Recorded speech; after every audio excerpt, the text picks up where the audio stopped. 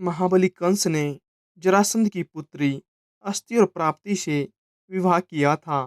अतः वह अत्यंत बलिष्ठ मगधराज क्रोधपूर्वक एक बहुत बड़ी सेना लेकर अपनी पुत्रियों के स्वामी कंस को मारने वाले श्री हरि को यादवों सहित मारने की इच्छा से मथुरा पर चढ़ आया।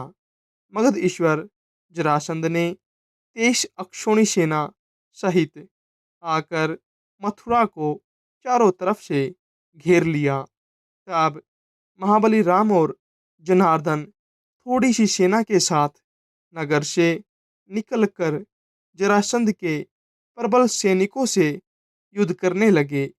उस समय राम और कृष्ण ने अपने पुरातन शस्त्रों को ग्रहण करने का विचार किया।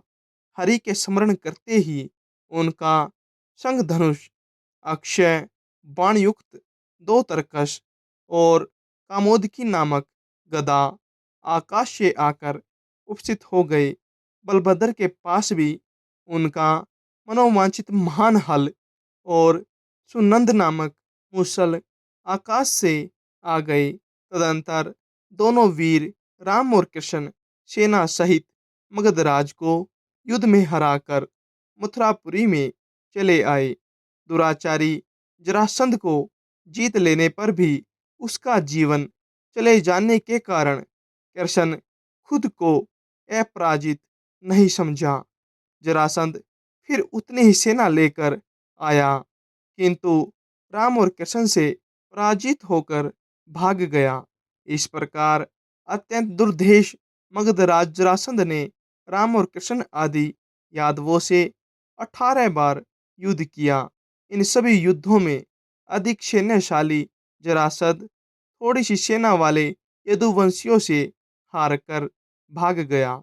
यादवों की थोड़ी सी सेना भी जो उसकी अनेक बड़ी सेनाओं से पराजित न हुई, यह सब भगवान विष्णु के अंश अवतार श्री कृष्ण की सनिधि का ही महात्म्य था।